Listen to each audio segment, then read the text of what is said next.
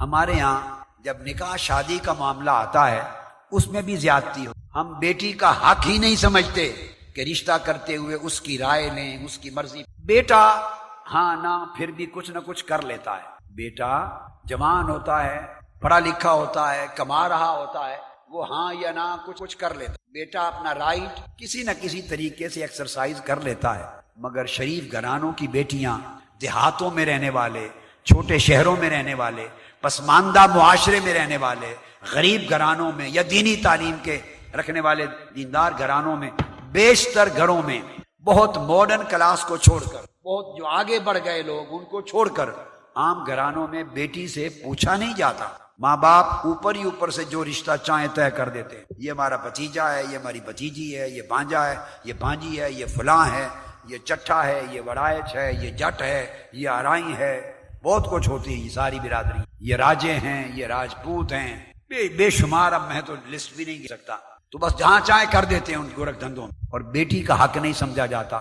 سن لو، شادی کے معاملے میں ماں باپ کا بھی حق نہیں ہے کہ عاقل و بالغ بیٹی ہو اس کی مرضی کے خلاف اپنی مرضی سے جہاں چاہیں شادی کر دیں.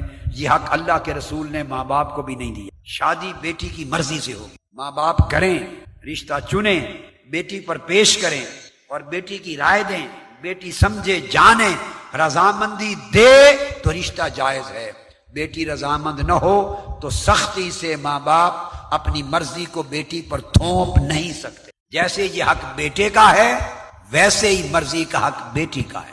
ابو ہریرہ رضی اللہ تعالیٰ عنہ روایت کرتے ہیں اور یہ حدیث متفق علیہ ہے، بخاری مسلم. آقا علیہ السلام نے فرمایا بیوہ ہو اگر کوئی آپ کی بیٹی ہے، شوہر فوت ہو گیا، شادی شدہ تھی، بیوہ کا نکاح بھی اس کی اجازت کے بغیر آگے نہیں کیا جا سکتا. اور کنواری لڑکی اگر بالغہ ہے، کنواری لڑکی، اس کا نکاح بھی اس کی اجازت کے بغیر نہیں کیا جا سکتا. لفظ ولا تنکح البکر حتی تستأذن. بالغہ کنواری لڑکی کا نکاح بھی نہیں کیا جا سکتا جب تک اس کی اجازت نہ لے لی جائے. قالوا یا رسول اللہ وکیف اذنھا. بیوہ تو اجازت دے لے گی، تھوڑی فرینک ہو، لیکن جو کنواری لڑکی ہے بالغہ وہ تو بہت شرمیلی ہوتی ہے، اس کا اذن کیسے ہوگا؟ قال ان تسکت. تم اسے پیش کرو پروپوزل، اگر وہ سن کر خاموش ہو جائے، ناپسندیدگی کا اظہار زبان یا چہرے سے نہ کرے، یا اشارے سے یا ناگواری کا اظہار چہرے سے نہ کرے، خاموش ہو جائے، تو اس کی خاموشی اس کی اجازت ہے. یہ متفق علیہ حدیث ہے. آقا علیہ السلام کا اتنا فرمان، سو یہ حکم واجب ہو گیا ماں باپ پر. بعض کہتے ہیں کہ نہیں، صرف اگر بیٹی بیوہ ہو گئی ہو یا مطلقہ ہو، اس کی دوسری شادی ہو تو اجازت لے لی جائے.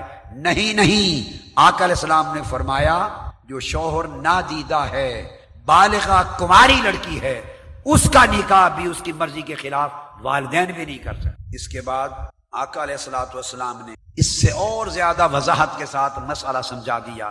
عبداللہ ابن عباس رضی اللہ تعالیٰ عنہ روایت کرتے ہیں جو شوہر دیدہ عورتیں تھیں، یعنی بیوہ تھیں یا مطلقہ تھیں، ان کے والدین نے اس کے دوسرے نکاح کیے ان کی مرضی کے خلاف، اور وہ آقا علیہ السلام کی بارگاہ میں آئیں. آقا علیہ السلام نے ان کے نکاح کو بھی رد فرما دیا، منسوخ فرما دیا. اور بالغہ عاقلہ بالغہ کنواری لڑکیاں، کنواری جن کی پہلی شادی تھی، ان کے نکاح بھی بعض اوقات والدین نے ان کی مرضی کے خلاف کر دیے.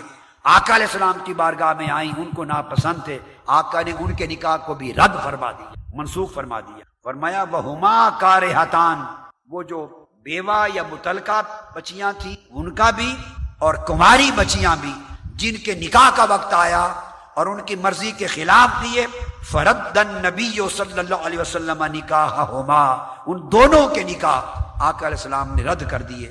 فرمایا ان کے نکاح ان کی مرضی کے مطابق ہونے. حضرت عائشہ صدیقہ رضی اللہ تعالیٰ عنہ روایت کرتی، جسے امام احمد بن حنبل اور امام نسائی اور امام ابن ماجہ نے تخریج کیا. فرمایا ایک خاتون آقا علیہ السلام کے پاس آئی، ایک لڑکی آئی اور عرض کیا یا رسول اللہ ان ابی زوجنی ابن اخی یرفع بی خصیصتہ. میرے باپ نے میری شادی اپنے بھتیجے کے ساتھ کر دی ہے، میں ناپسند کرتی، میں وہاں شادی پہ راضی نہیں، میرے باپ نے کر دی اپنے بھتیجے کے ساتھ.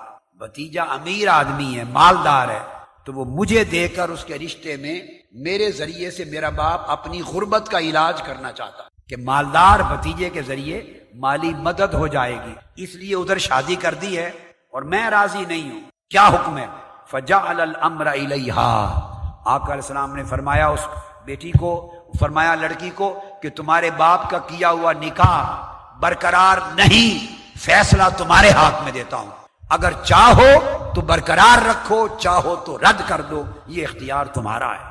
جب آقا علیہ السلام نے یہ اعلان کر دیا کہ نکاح کو برقرار رکھنے یا توڑ دینے کا اختیار تمہیں دیتا ہوں، تب وہ خاتون کھڑی ہوئی بیٹی، اس نے کہا وَإِنِّي قَدْ أَجَزْتُ مَا صَنَعَ بِي، اب یا رسول اللہ آپ کا فیصلہ سن لینے کے بعد اب میں اپنے اجازت دیتی ہوں کہ جو باپ نے نکاح کیا ہے اس کو برقرار رکھتی ہوں، میں اس لیے آئی تھی تاکہ مقدمہ حضور کی بارگاہ میں پیش کروں اور آپ فیصلہ فرمائیں اور آپ کا فیصلہ پوری دنیا سن لے اور یہ جان لے وَلَٰكِنْ أَرَدْتُ أَن تَعْلَمَ النِّسَاءُ أَن لَيْسَ لِلْآبَاءِ مِنَ الْأَمْرِ شَيْءٌ، میں عورتوں کو بتانا چاہتی تھی، عورتوں کو ان کے حقوق سے آگاہ کرنا چاہتی تھی کہ اگر ان کی مرضی کے خلاف ان کے والدین نکاح کر دیں تو یہ ان کا حق نہیں ہے، یہ حق بیٹیوں کا ہے، چاہیں تو برقرار رکھیں چاہیں تو رد کر دیں۔